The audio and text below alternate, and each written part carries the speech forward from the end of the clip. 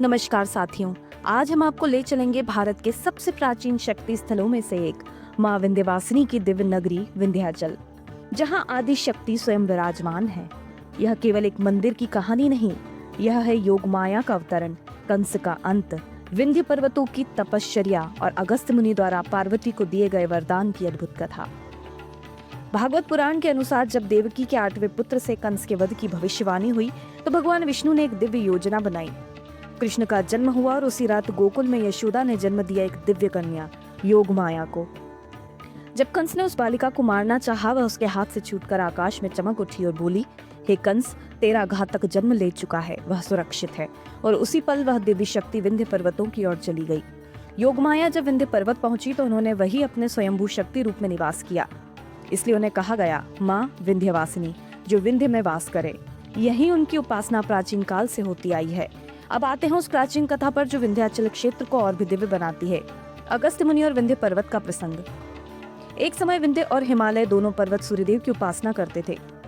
सूर्यदेव जब हिमालय को पार करके विंध्य क्षेत्र में आते तो विंध्य को लगता कि सूर्य हिमालय को अधिक सम्मान देते हैं।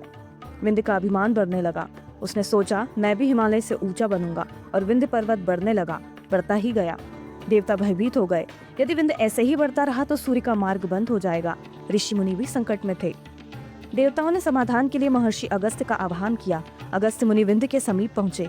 विंध्य उन्हें देखकर झुक गया, जैसे एक शिष्य अपने गुरु को प्रणाम करता है।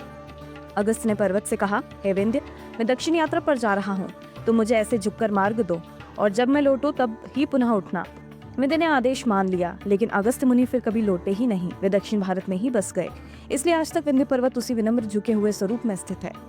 मान्यता है कि माता पार्वती ने विंध्याचल में तपस्या की थी। यह वही भूमि है जहां आदि शक्ति का प्रभाव सबसे अधिक माना जाता है। कहते हैं कि अगस्त्य मुनि ने जब विंध्य को झुकाया तो देवी पार्वती ने विंध्य क्षेत्र को आशीर्वाद दिया कि यह भूमि हमेशा दिव्य शक्तियों का केंद्र बनी रहेगी, और इसी कारण यहाँ प्रकट हुई माँ विंध्यवासिनी। विंध्याचल क्षेत्र में 3 दिव्य शक्तियों का त्रिकोण है। माँ विंध्यवासिनी गंगा तट, माँ अष्टभुजा पर्वत की गुफा, माँ काली खोह गहन गुफा में काली। भक्त इन तीनों का दर्शन कर त्रिकोण परिक्रमा पूर्ण करते हैं। कथा कहती है कि ये तीनों देवी बहनें हैं जो इस क्षेत्र की रक्षा करती हैं। माँ विंध्यवासिनी केवल एक शक्ति स्वरूप नहीं, बल्कि योग माया, आदि शक्ति और इच्छा पूर्ति की अधिष्ठात्री देवी है। आज भी भक्त मानते हैं कि माँ विंध्यवासिनी की कृपा से हर मनोकामना पूर्ण होती है। अगर आपको यह कथा पसंद आई हो तो वीडियो को लाइक करें और अधिक ऐसे पौराणिक प्रसंगों के लिए चैनल को सब्सक्राइब करें।